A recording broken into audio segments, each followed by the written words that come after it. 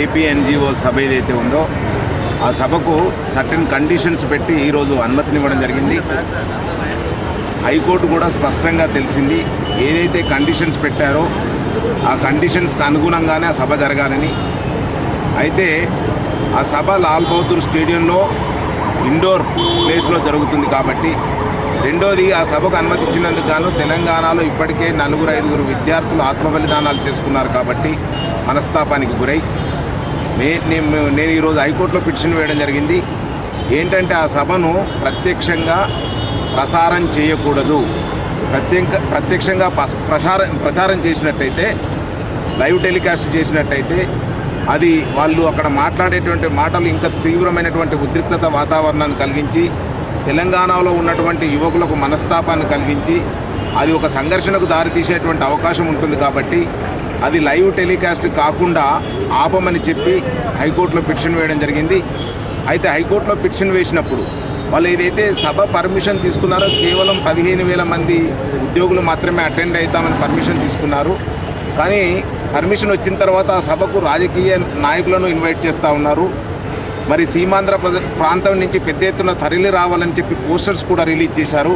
అంతేకాకుండా యూట్యూబ్లో పవన్ కళ్యాణ్ యొక్క ప్రోమో పెట్టి పెద్ద ఎత్తున హైదరాబాద్కు తరలి రమ్మని, హైదరాబాద్కు తరలి వచ్చినట్టయితే బానిస సంఖ్యలు తొలగిపోతాయనేటువంటి ఒక తప్పుడు ప్రచారాన్ని కొనసాగిస్తూ పెద్ద ఎత్తున హైదరాబాద్ నగరానికి ప్రజలను తరలించి ఇక్కడ శాంతి భద్రతల సమస్య ఉత్పన్నం కావడానికి వాళ్ళు కుట్రలు పన్నుతున్నారు. కాబట్టి అంతేకాకుండా ఈరోజు హైదరాబాదులో వినాయక నవరాత్రులు జరుపుకునేటువంటి కార్యక్రమాన్ని పెద్ద ఎత్తున నిర్వహిస్తుంటారు. కాబట్టి ఈ సందర్భంగా శాంతి భద్రతల సమస్య సృష్టించి హైదరాబాదులో సీమాంధ్రులకు రక్షణ ఉండదనేటువంటి ఒక తప్పుడు ప్రచారాన్ని కొనసాగించడానికి వాళ్ళ యొక్క కుట్రలు కుతంత్రాలు ఉన్నాయి. కాబట్టి ఈరోజు మేము వేసినటువంటి పిటిషన్లో డైరెక్షన్ ఇచ్చారు. డీసీపీ గారే అన్నిటిని పరిశీలించి ఎప్పటికప్పుడు చర్యలు తీసుకోవాల్సిందిగా ఇచ్చారు. కాబట్టి మేము డీసీపీ గారిని కలిసి రిప్రజెంటేషన్ ఇచ్చాం.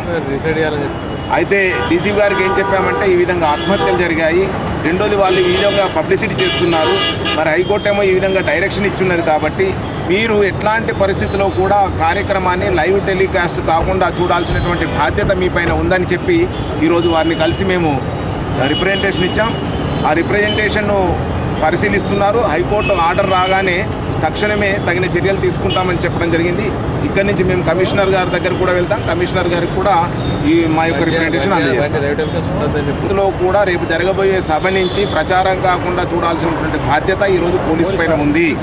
ఒకవేళ ప్రచారం కొనసాగినట్టయితే తెలంగాణ గడ్డైనటువంటి హైదరాబాద్ నగరంలో ఉద్రిక్తత వాతావరణాన్ని సృష్టించినట్టయితే జరగబోయేటువంటి కారణాలకు కానీ ఎవరైనా యువకులు తొందరపడి ఎలాంటి ఆత్మహత్యలకు పాల్పడద్దని పిలుపునిస్తూనే అట్లాంటి సంఘటనలకు జరిగితే దానికి బాధ్యత రాష్ట్ర ప్రభుత్వమే వహించాల్సి వస్తుందని, ముఖ్యంగా పోలీసు వహించాల్సి వస్తుందని, రాబోయే రోజులు ఏదైనా సంఘటన జరిగితే ఖచ్చితంగా క్రిమినల్ కేసెస్ వేయడానికి అడ్వకేట్ చేసి సిద్ధపడుతుంది.